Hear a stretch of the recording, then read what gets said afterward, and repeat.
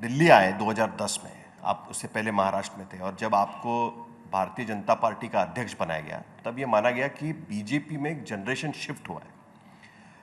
आज इसके बाद का आपका पूरा करियर दिल्ली में आपने देखा है, क्या आपको लगता है कि तब जनरेशन शिफ्ट हुआ था, या अब जो हम देख रहे हैं? आज आप छत्तीसगढ़ गए थे, वहां पर एक नए चीफ मिनिस्टर हमको दिखाई दिए, कई लोगों को उनका नाम भी नहीं पता था।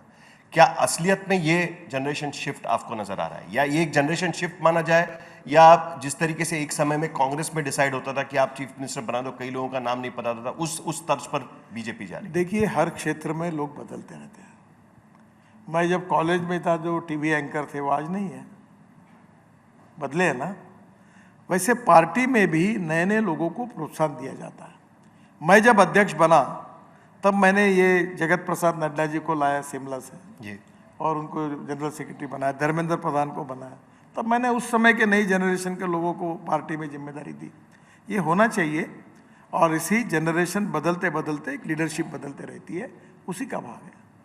लेकिन ये जनरेशन शिफ्ट पिछली जनरेशन को दरकिनार करके होनी चाहिए, या उनको साथ में लेकर होनी चाहिए? नहीं, उनको साथ में लेकर ही होता है, बातचीत से होता है, चर्चा से होता है। लेकिन आपको लगता है कि 2024 में उसी उम्मीद पर बीजेपी आगे चली जाएगी कि नया जनरेशन आया हो? क्योंकि जब आप भी आए थे तब भी बीजेपी चुनाव हारी थी, और उसमें उसके बाद लगा था कि एक नया जनरेशन बीजेपी में आना चाहिए। इसके लिए आपको खास लाया गया था, दिल्ली लाया गया था, और आपको प्रेसिडेंट बनाया। देखो, कोई भी चुनाव हो, जो मतदार होता है वो अपने भविष्य के ऊपर निर्णय करके करता है। आज देश के इतिहास में 47 के बाद आज तक कांग्रेस को 60 साल सत्ता में रहने का मौका मिला।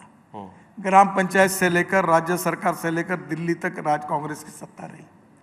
पर हमें अटल बिहारी वाजपेयी जी के प्रधानमंत्री कार्यकाल में 4 साल का अवधि मिला बीजेपी को, और अब मोदी जी के नेतृत्व में हम 10 साल पूरे कर रहे हैं। मैं आपको पूछना चाहता हूं, जो कांग्रेस 60 साल में नहीं कर सकी देश का विकास, वो अटल बिहारी वाजपेयी और मोदी जी के नेतृत्व में 14 साल में भारतीय जनता पार्टी ने इस देश को करके दिखाया।